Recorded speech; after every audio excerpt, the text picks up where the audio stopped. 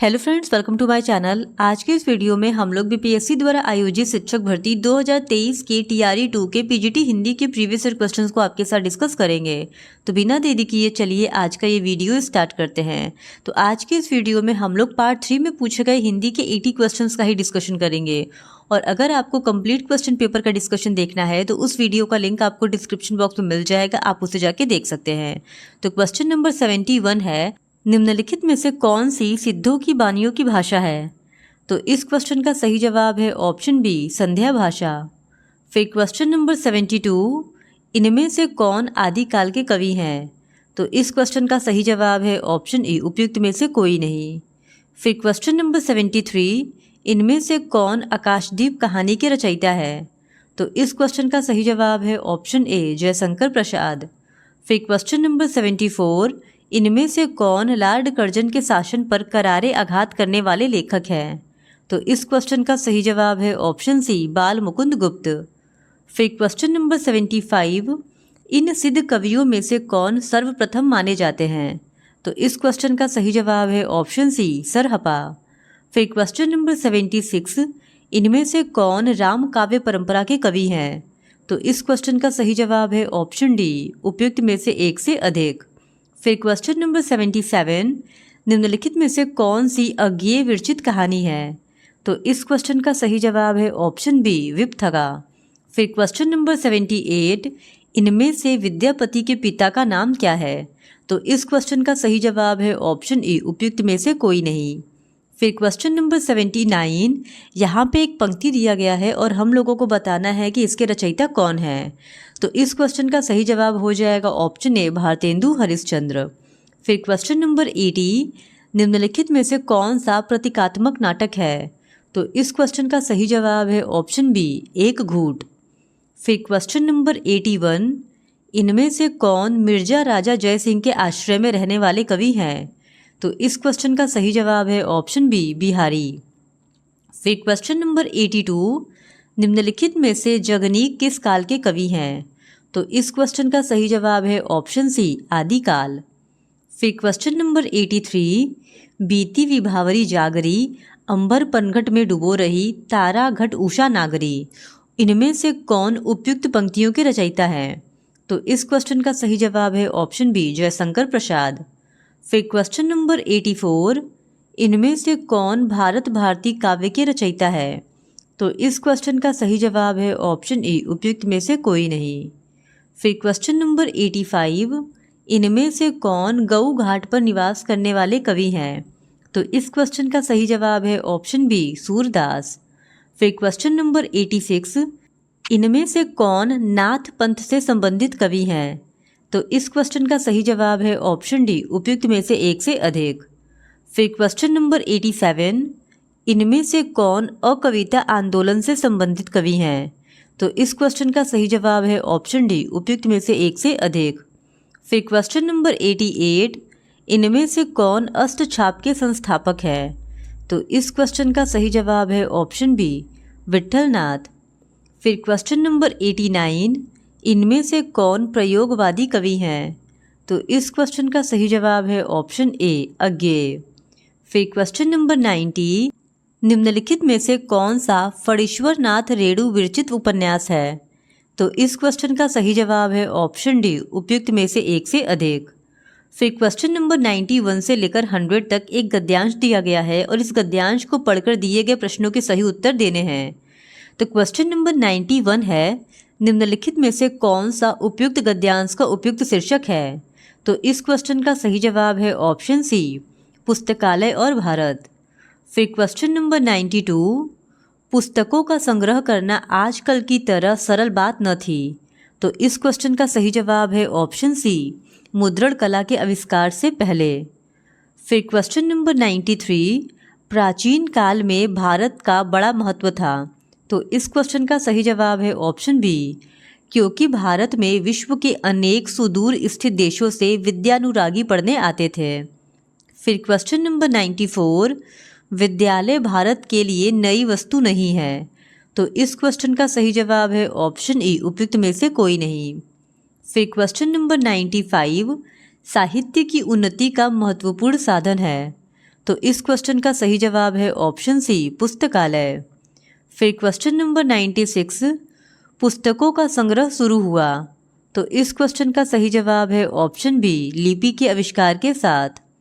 फिर question number 97, सभ्यता के इतिहास का जीता जागता साक्ष्य है। तो इस क्वेश्चन का सही जवाब है ऑप्शन सी पुस्तकालय।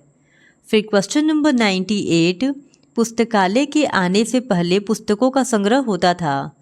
तो इस क्वेश्चन का सही जवाब है ऑप्शन डी उपयुक्त में से एक से अधिक।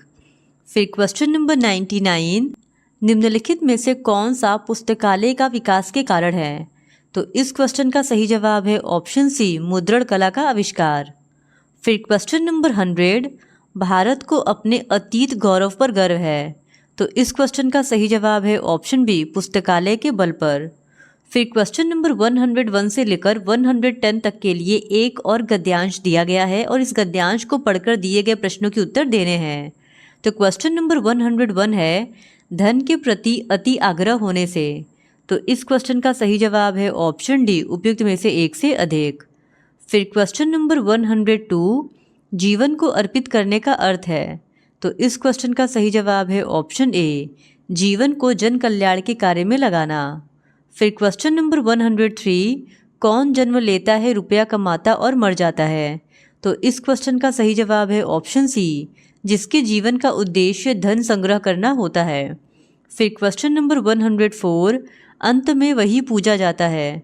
तो इस क्वेश्चन का सही जवाब है ऑप्शन ए उपयुक्त में से कोई नहीं। फिर क्वेश्चन नंबर 105, संसार में उन्हीं की उपासना होती है। तो इस क्वेश्चन का सही जवाब है ऑप्शन सी जो जीवन को अर्पित कर सच्चे मनुष्यत्व का उदाहरण बनते हैं। फिर क्वेश्चन नंबर 106, धन लोलुप व्यक्ति समाज में। तो इस क्वेश्चन का सही जवाब है ऑप्शन डी उपयुक्त में से एक से अधिक। फिर क्वेश्चन नंबर 107, निम्नलिखित में से कौन सा धन से श्रेष्ठ है। तो इस क्वेश्चन का सही जवाब है ऑप्शन डी उपयुक्त में से एक से अधिक। फिर क्वेश्चन नंबर 108, सच्चे मनुष्यत्व का उद्देश्य है। तो इस क्वेश्चन का सही जवाब है ऑप्शन सी जीवन को दूसरे के कल्याण में अर्पित करना। फिर क्वेश्चन नंबर 109, मानव समाज स्वार्थी है। तो इस क्वेश्चन का सही जवाब है ऑप्शन डी उपयुक्त में से एक से अधिक।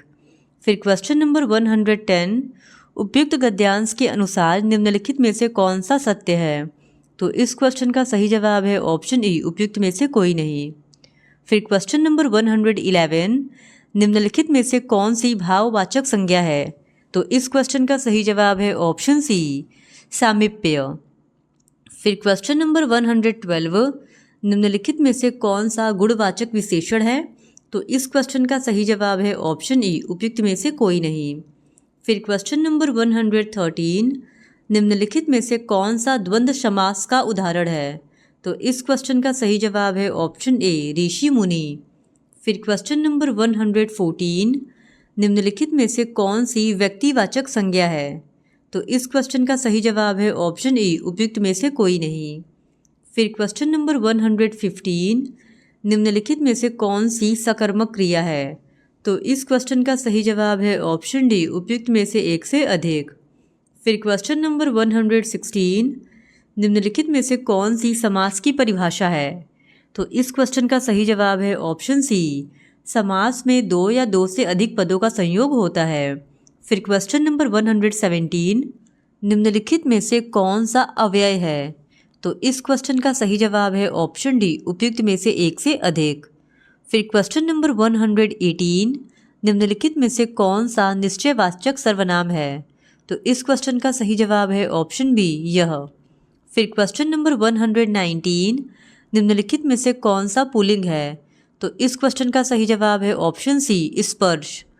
फिर क्वेश्चन नंबर 120, कर्ता कारक के ने चिन्ह का प्रयोग नहीं होता है। तो इस क्वेश्चन का सही जवाब है ऑप्शन डी उपयुक्त में से एक से अधिक। फिर क्वेश्चन नंबर 121, निम्नलिखित में से कौन सा शुद्ध शब्द है। तो इस क्वेश्चन का सही जवाब है ऑप्शन ई उपयुक्त में से कोई नहीं। फिर क्वेश्चन नंबर 122, निम्नलिखित में से कौन सी अकर्मक क्रिया है। तो इस क्वेश्चन का सही जवाब है ऑप्शन ए सोना। फिर क्वेश्चन नंबर 123, निम्नलिखित में से कौन सी संधि की परिभाषा है। तो इस क्वेश्चन का सही जवाब है ऑप्शन ई, उपयुक्त में से कोई नहीं। फिर क्वेश्चन नंबर 124, निम्नलिखित में से किसमें कर्ता कारक के ने चिन्ह का प्रयोग होता है? तो इस क्वेश्चन का सही जवाब है ऑप्शन डी, उपयुक्त में से एक से अधिक। फिर क्वेश्चन नंबर 125, निम्नलिखित में से कौन सा बहुवचन शब्द है? तो इस क्वेश्चन का सही जवाब है ऑप्शन बी, प्राण। फिर क्वेश्चन नंबर 126, निम्नलिखित में से कौन सा क्रिया विशेषण है? तो इस क्वेश्चन का सही जवाब है ऑप्शन ए, उपयुक्त में से कोई नहीं। फिर क्वेश्चन नंबर 127, निम्नलिखित में से कौन सा दीर्घ स्वर संधि का उदाहरण है? तो इस क्वेश्चन का सही जवाब है ऑप्शन ए, उपयुक्त में से कोई नहीं। फिर क्वेश्चन नंबर 128, निम्नलिखित में से कौन सा बहुवचन शब्द है? तो इस क्वेश्चन का सही जवाब है ऑप्शन डी, उपयुक्त में से एक से अधिक। फिर क्वेश्चन नंबर 129, निम्नलिखित में से कौन सा शुद्ध शब्द है? तो इस क्वेश्चन का सही जवाब है ऑप्शन डी, उपयुक्त में से एक से अधिक। फिर क्वेश्चन नंबर 130, निम्नलिखित में से कौन सी समूहवाचक संज्ञा है? तो इस क्वेश्चन का सही जवाब है ऑप्शन डी, उपयुक्त में से एक से अधिक। फिर क्वेश्चन नंबर 131, निम्नलिखित में से कौन सा शुद्ध वाक्य है? तो इस क्वेश्चन का सही जवाब है ऑप्शन सी, एक गाय, दो घोड़े और एक बकरी मैदान में चर रही है। फिर क्वेश्चन नंबर 132, निम्नलिखित में से कौन सा बहुवचन शब्द है? तो इस क्वेश्चन का सही जवाब है ऑप्शन डी, उपयुक्त में से एक से अधिक। फिर क्वेश्चन नंबर 133, निम्नलिखित में से कौन सा पुल्लिंग शब्द है? तो इस क्वेश्चन का सही जवाब है ऑप्शन ई, उपयुक्त में से कोई नहीं। फिर क्वेश्चन नंबर 134, निम्नलिखित में से कौन सा अशुद्ध शब्द है? तो इस क्वेश्चन का सही जवाब है ऑप्शन ए, पूज्यनीय। फिर क्वेश्चन नंबर 135, निम्नलिखित में से कौन सा अव्ययी भाव समास का उदाहरण है? तो इस क्वेश्चन का सही जवाब है ऑप्शन डी, उपयुक्त में से एक से अधिक। फिर क्वेश्चन नंबर 136, निम्नलिखित में से कौन सा अशुद्ध वाक्य है? तो इस क्वेश्चन का सही जवाब है ऑप्शन ए, कई रेलवे के कर्मचारियों की गिरफ्तारी हुई। फिर क्वेश्चन नंबर 137, निम्नलिखित में से किसमें संप्रदान कारक के चिन्ह का प्रयोग हुआ है? तो इस क्वेश्चन का सही जवाब है ऑप्शन सी, उसने लड़के को मिठाइयाँ दी। फिर क्वेश्चन नंबर 138, निम्नलिखित में से कौन सी जातिवाचक संज्ञा है? तो इस क्वेश्चन का सही जवाब है ऑप्शन सी, नदी। फिर क्वेश्चन नंबर 139, निम्नलिखित में से किसमें संबंध कारक के चिन्ह का प्रयोग हुआ है? तो इस क्वेश्चन का सही जवाब है ऑप्शन ए, चांदी की थाली। फिर क्वेश्चन नंबर 140, निम्नलिखित में से कौन सा मध्यम पुरुष सर्वनाम है? तो इस क्वेश्चन का सही जवाब है ऑप्शन बी, तुम। फिर क्वेश्चन नंबर 141, जो दूसरे के स्थान पर अस्थायी रूप से काम करे अनेक शब्दों के लिए एक शब्द है। तो इस क्वेश्चन का सही जवाब है ऑप्शन सी, अस्थानापन। फिर क्वेश्चन नंबर 142, निम्नलिखित में से कौन सा मेघ शब्द का पर्यायवाची शब्द है? तो इस क्वेश्चन का सही जवाब है ऑप्शन डी, उपयुक्त में से एक से अधिक। फिर क्वेश्चन नंबर 143, निम्नलिखित में से कौन सा अवनत शब्द का विपरार्थक शब्द है? तो इस क्वेश्चन का सही जवाब है ऑप्शन सी, उन्नत। फिर क्वेश्चन नंबर 144, दौड़ धूप करना मुहावरे का अर्थ है। तो इस क्वेश्चन का सही जवाब है ऑप्शन बी, बड़ी कोशिश करना। फिर क्वेश्चन नंबर 145, किसी काम में दूसरे से बढ़ने की इच्छा या उद्योग अनेक शब्दों के लिए एक शब्द है। तो इस क्वेश्चन का सही जवाब है ऑप्शन बी, स्पर्धा। फिर क्वेश्चन नंबर 146, निम्नलिखित में से कौन सा जल शब्द का पर्यायवाची शब्द है? तो इस क्वेश्चन का सही जवाब है ऑप्शन ए, उदक।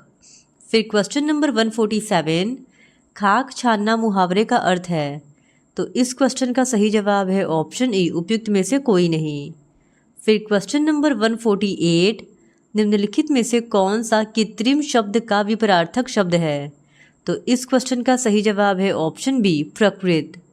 फिर क्वेश्चन नंबर 149, चिराग तले अंधेरा लोकोक्ति का अर्थ है। तो इस क्वेश्चन का सही जवाब है ऑप्शन ए, अपनी बुराई नहीं दिखती। फिर क्वेश्चन नंबर 150, निम्नलिखित में से कौन सा शुष्क शब्द का विपरार्थक शब्द है? तो इस क्वेश्चन का सही जवाब है ऑप्शन बी, आर्द्र। इस तरह आज के इस वीडियो में हमने बीपीएससी टीआरई 2 के पीजीटी हिंदी के प्रीवियस ईयर क्वेश्चंस को आपके साथ डिस्कस किया है। और अगर आप बीपीएससी टीआरई 1 के प्रीवियस ईयर क्वेश्चंस का भी डिस्कशन देखना चाहते हैं तो उस वीडियो का लिंक आपको डिस्क्रिप्शन बॉक्स में मिल जाएगा। और इसी तरह और भी पीजीटी हिंदी के प्रीवियस ईयर क्वेश्चंस को देखने के लिए please do subscribe to my channel and like this video. Thank you very much.